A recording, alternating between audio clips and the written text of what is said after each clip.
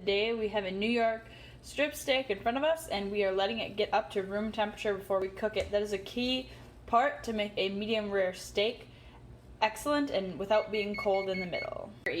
So I bought this little Amazon French fry maker, and it was like $7 or $8. Super cheap. It does work with sweet potato fries, but it is much harder and there is much more technique involved, as you can see. You just place it in here, make sure the potato's not touching any of the edges, and you just press it through, and you don't have to worry about the ones coming up there. They'll just fall through with the next potato.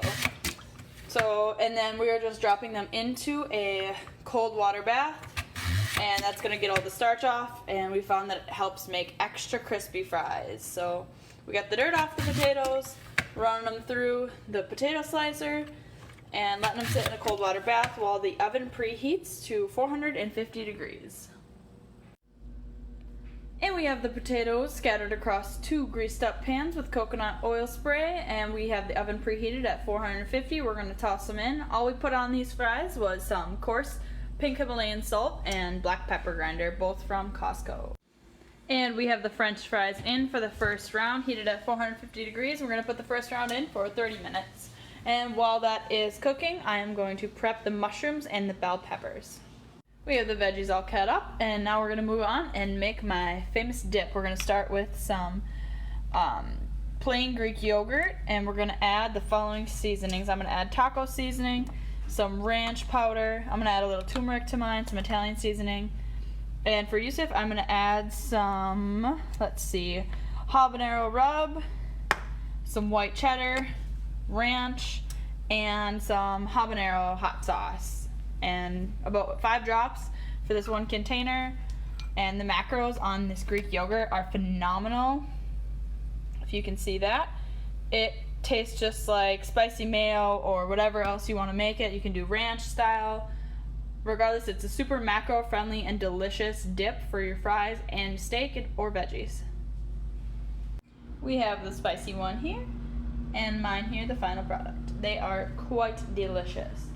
And now, since we have 15 minutes left on the timer, we're going to go ahead and start the steak. So I put it on a medium heat. We have 5 here. And I'm going to let this get hot. Looks like it's starting to get warm right now, so I'm going to spray it. Just a little cooking spray so it doesn't stick.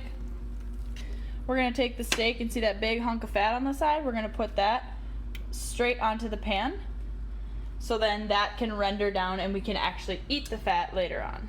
Alright, and now we have the veggies on the plate. 1, it kind of keeps it held up in the middle while the fat is rendering. And then 2, it keeps the cast iron from smoking a lot. So we got this cast iron pan off of Amazon, but you can also get them at like Target, Walmart. I would recommend investing in them. They're great for cooking meat and for vegetables. And also, we season the steak with this Weber Chicago steak seasoning from Costco, and just a little salt and pepper, as well as I seasoned the vegetables with salt and pepper. So as you can tell, the seasonings on the actual food itself is quite simple, nothing fancy, but I'm telling you, the taste comes from the food, and it is just quality. And for those people that crave that extra pow of flavor, we have that sauce that is just packed with different spices. So it's a lot of different textures and flavors, and they all mesh perfectly, and this is my absolute favorite home cooked meal. So this is what they turned out like. Perfectly crispy, golden brown, and the steak is nice and seared up. We're going to pull it out and let it sit. Steak is all cut up, French fries are ready to go. It's time to eat, my friends. Good morning, everybody. I'm just going to show you my little breakfast sandwich that I made. I just did 2 pieces of turkey bacon and 2 over easy eggs. You make sure to flip it when it's still very, very wiggly.